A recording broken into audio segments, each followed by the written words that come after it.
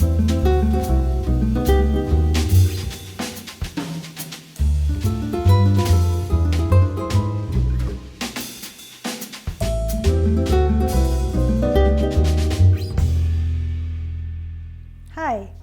my name is Deb DeWolff, and I'm a polymer clay artist, and I'm here today at Cool Tools to talk about polymer clay.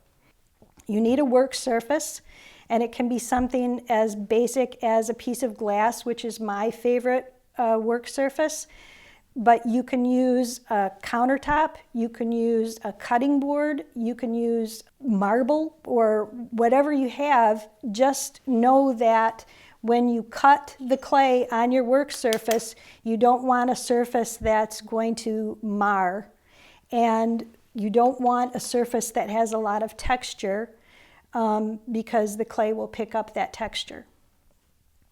So you have cutting tools. The basic cutting tools used in polymer clay are tissue blades.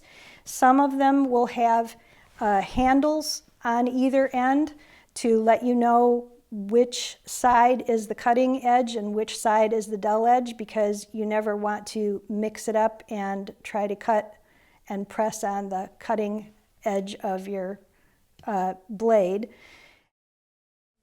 You can use a scalpel, which is great for if you're using a template or a shape to get in there and cut around different shapes. A rod is a great tool for when you're closing up seams, when you butt two pieces of clay together to roll that and take care of the seams. When you're rolling out sheets of clay, you can use an acrylic roller or a brayer if you have one. Most polymer clay artists have at least one pasta machine, which is something that you use to make sheets of clay in different thicknesses. And also many clays, such as Primo, you can condition with your pasta machine.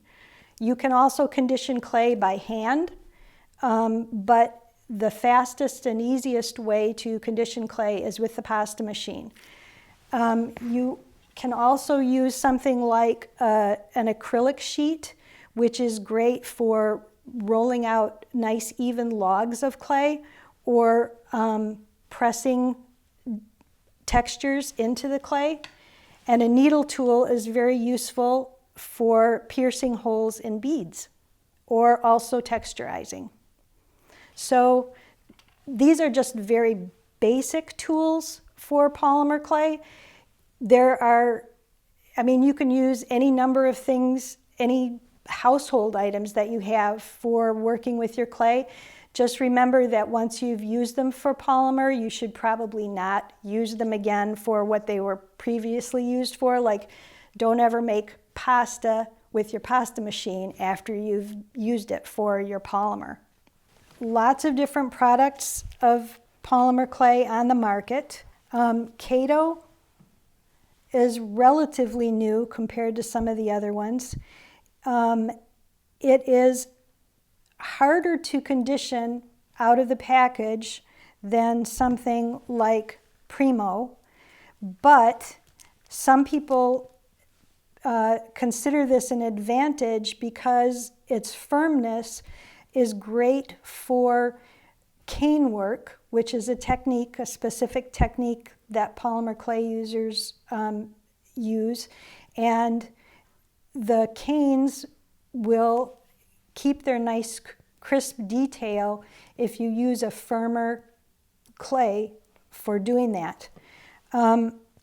Primo is what I normally use, although sometimes I will mix a firmer clay with the Primo so that I have something in between the two. And I like Primo because of the colors it comes in, and I also like its ease of conditioning. And it's very strong and still flexible once it's been baked. So I use Primo primarily. This is a package of Primo accents. Most polymer clay brands will have in their line of clays clays that have things added to them for different effects, mica powder, and sometimes something that is almost like paper or floss or flocking to make it look like stone or to make it look pearlized or glitter and things like that. And those are great to use as well. Sculpey Souffle is very new on the market, and I haven't worked with it yet, although I have read that it's about 15% lighter weight than the other brands of polymer clay, which makes it ideal for working and making jewelry out of it. Also, Sculpey Souffle comes in fashion colors, and if you're color challenged, like many of us are, the color is already there. You don't have to mix to get a certain color because it already comes in that color. The other clays will come in your basic primary hues, and a lot of artists prefer mixing their own colors out of those.